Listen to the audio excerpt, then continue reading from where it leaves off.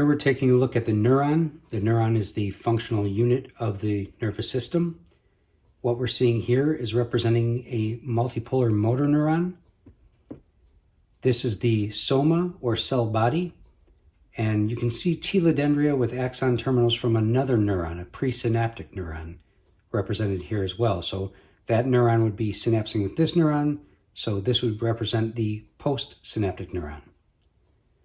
These larger appendages you see coming off of the cell body, these are the dendrites. These are representing dendrites of this neuron. So the dendrites receive neurotransmission from another neuron, as does the cell body and even sometimes the axon itself. So here, removing this portion of the cell body, we can see inside we have a nucleus, and I don't know if you can make it out inside there. There are little nucleoli represented.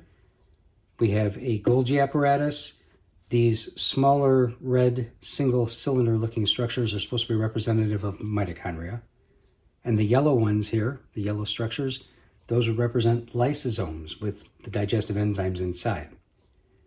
This grayish blue tissue that you see here would basically be endoplasmic reticulum in any other cell. But here we call it Nissl, or Nissl substance. And this would be rough ER, or rough Nissl. You can see the little ribosomes scattered about, where in other cells we have protein synthesis. In here, we're actually going to have the synthesis of neurotransmitters. And then they'll migrate down the axon to their synaptic vesicles at the axon terminals.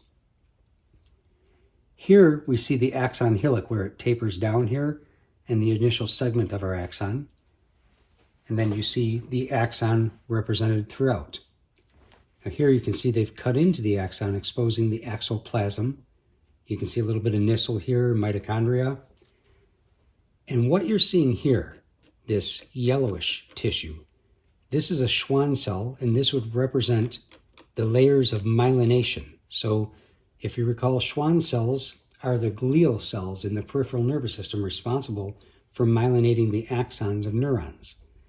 So this myelination will lend neurotransmission to what we call saltatory transmission. It's the fastest form of neurotransmission in the body. And this myelination of the Schwann cells facilitates that process. Here you can see a nucleus of that Schwann cell.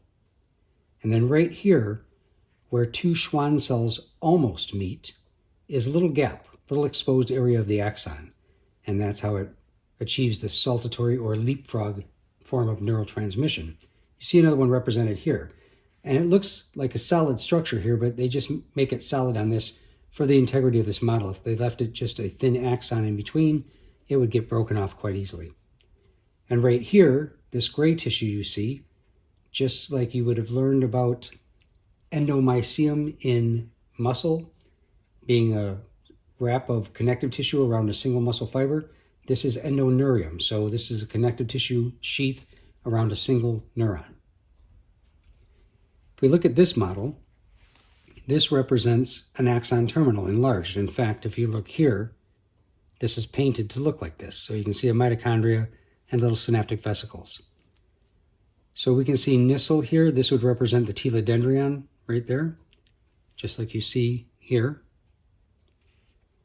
The Nissl inside, a couple of mitochondria, some neurotubules, and then these are the synaptic vesicles that contain the neurotransmitters.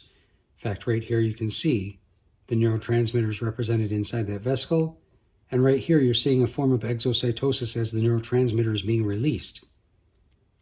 Right here, this would be a form of endocytosis, where the neuron axon terminal is absorbing calcium to facilitate the migration of these vesicles to the membrane of the axon terminal for neurotransmitter release. So that's a basic overview of the neuron and synaptic terminal, with the basic anatomic structures being identified and some very simple function represented.